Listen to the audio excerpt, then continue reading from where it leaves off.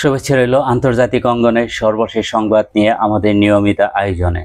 ফিলিস্তিন রাষ্ট্র প্রতিষ্ঠার স্বপ্ন কি তবে আরব বিশ্বের কাছে এখন বোঝা? হামাসকে নিরস্ত্র করার আহ্বান জানিয়ে আরব দেশগুলো কি তবে ইসরায়েলের গ্রেটার ইসরায়েল পরিকল্পনার পথ খুলে দিচ্ছে, যেখানে ইসরায়েল শুধু গাজা ও পশ্চিম তীর নয়, মিশর, জর্ডান, লেবানন ও সিরিয়ার বিশাল এলাকা নিয়ে বৃহত্তর রাষ্ট্র গঠনের স্বপ্ন দেখছে? সেখানে আরব বিশ্বের এমন অবস্থান কার স্বার্থে? ফিলিস্তিনের ভবিষ্যৎ এখন কোন পথে?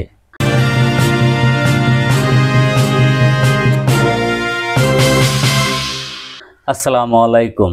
ডিজিটাল নিউজ টিভির আজকের পর্বে আপনাদের স্বাগতম জানাচ্ছি। আমি এস.এম. রহমান আপনাদের সাথে আছি এক গুরুত্বপূর্ণ আন্তর্জাতিক ষড়যন্ত্রের পর্দা উন্মোচন করতে। আজ আমরা দেখব কিভাবে ফিলিস্তিনের মুক্তি সংগ্রাম এক নতুন দিকে মোড় নিচ্ছে, যেখানে বন্ধু এবং শত্রু চেনা কঠিন হয়ে পড়েছে। সম্প্রতি জাতিসংঘের অনুষ্ঠিত এক সম্মেলনে কাতার, সৌদি আরব এবং মিশরের মতো প্রভাবশালী আরব দেশগুলো হামাসকে নিরস্ত্র হওয়ার আহ্বান জানিয়েছে। তাদের মতে হামাসের সশস্ত্র সংগ্রামী স্বাধীন ফিলিস্তিনি রাষ্ট্র প্রতিষ্ঠার পথে সবচেয়ে বড় বাধা। কিন্তু প্রশ্ন হলো, যখন ইসরায়েল প্রতিনিয়ত ফিলিস্তিনিদের উপর গণহত্যা চালাচ্ছে, তখন হামাসের প্রতিরোধকে দুর্বল করার এই প্রচেষ্টা কি ফিলিস্তিনের আত্মরক্ষার অধিকার কেড়ে নেওয়ার শামিল নয়?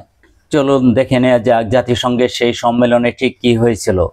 গত 28শে জুলাই নিউ ইয়র্কে জাতিসংঘের সদর দপ্তরে একটি সম্মেলনের আয়োজন করা হয়।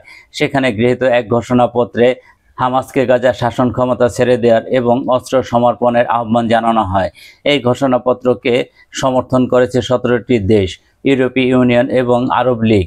ফ্রান্স, যুক্তরাজ্য এবং কানাডার মতো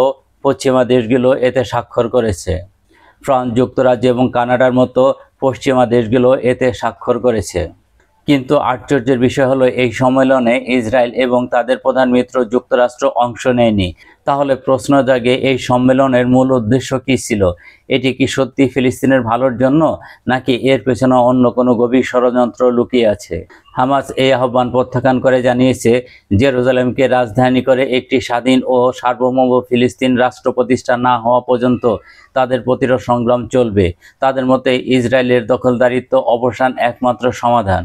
অন্যদিকে ইসরায়েলের প্রধানমন্ত্রী বেনিয়ামিন নেতানিয়াহু এবং তার কট্টরপন্থী মন্ত্রীরা গ্রেটার ইসরায়েল বা বৃহত্তর ইসরায়েলের রাষ্ট্র প্রতিষ্ঠা পরিকল্পনা প্রকাশ করেছেন। এই পরিকল্পনা অনুযায়ী বর্তমান ইসরায়েলের সাথে মিশর, জর্ডান, সিরিয়া এবং লেবাননের বিশাল অংশ অন্তর্ভুক্ত হবে। এই ভয়ঙ্কর পরিকল্পনা বাস্তবায়নের জন্য কি হামাসকে দুর্বল করার চেষ্টা চলছে? আরব দেশগুলোর এই নীরবতার পেছনে অনেক কারণ রয়েছে। মিশর ও জর্ডানের মতো দেশগুলো ইসরায়েলের সাথে শান্তি চুক্তি করেছে এবং তারা যুক্তরাষ্ট্রের কাছ থেকে বিপুল পরিমাণ সামরিক ও অর্থনৈতিক সাহায্য পায়। তাই তারা ইসরায়েলের বিরুদ্ধে কঠোর কোনো অবস্থান নিতে পারে না। অন্যদিকে সংযুক্ত আরব আমিরাত, বাহরাইন, সুদান এবং মরক্কো 2020 সালে যুক্তরাষ্ট্রের মধ্যস্থতায় ইসরায়েলের সাথে সম্পর্ক স্বাভাবিক করার চুক্তি করেছে, যা আব্রাহাম চুক্তি নামে পরিচিত।